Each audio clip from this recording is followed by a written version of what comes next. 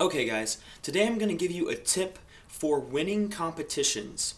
Now, what's really strange is if we buckle down and we use our brains when we're competing, we tend to do a lot better instead of just taking things as they come to us, right? So, if you haven't read The 4 Hour Work Week by Tim Ferriss, it's a really good book. You should read it.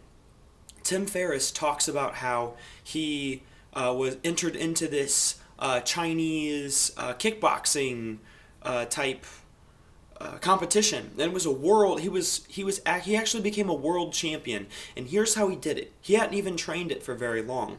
I'm not sure how many months he had invested in it, but he had a number of months. Some guys had trained this for years. It was a type of kickboxing.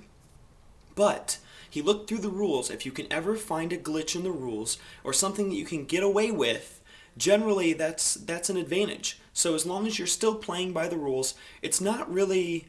I wouldn't say that it's a coward thing to find a place where you can sort of gain an advantage over an opponent as long as you're still following the rules. So just like I think it was on a Mazda commercial not too long ago where you see the guys that are doing the high jump and they jump over it, how we're used to jumping, and then you saw the guy who tried arching and like everyone does it today, he would jump up through the air and arch his body up over the pole.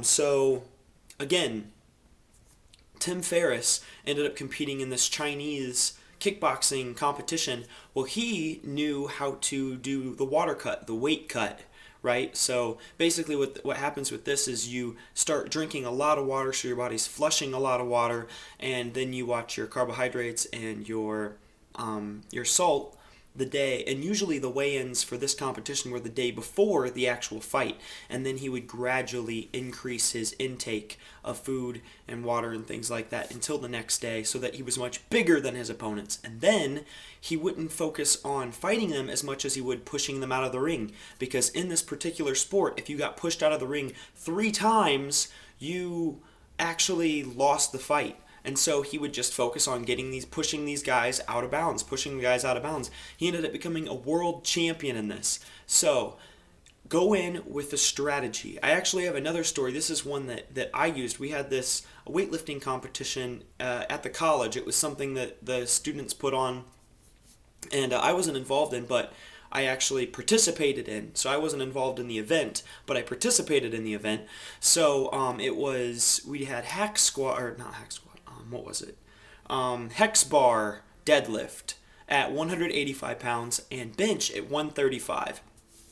And I saw one of my friends, his name's Nico. Nico's really big guy.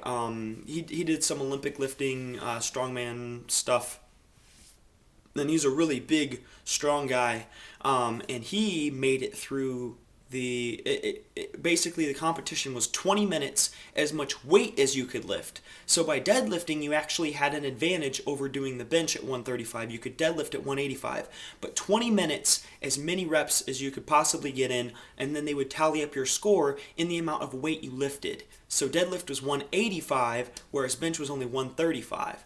So I watched him, and I actually get a little peek at the scores, and I didn't get a really good look at it, so I asked him what he got. And he told me, he said, I got 59,000.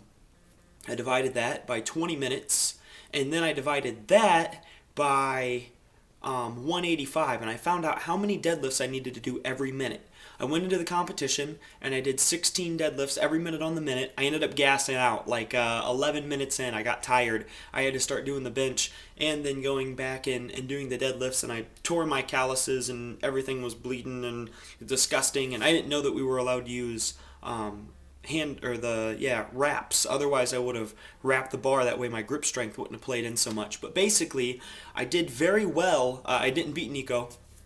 I got third, but the guy that beat Nico, I think, was about 240, 250, really big guy. Nico was 240, 250, really big guy. And then me, 5'9", 170, I came in at third, and there were a lot of big guys that didn't even compete with me, that were much lower than me on the scale, who didn't even accomplish what I happened to accomplish. So that is my advice to you. If you want to win a competition, go in with a goal. Go in with keep your head make sure that you stay focused on a strategy. Develop a strategy and follow it.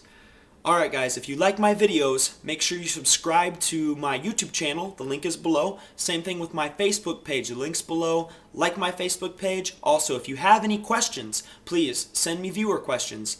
You can get me at tonydavidmoore@gmail.com. Thanks for watching my videos, and stay tuned for more Tony's Tips.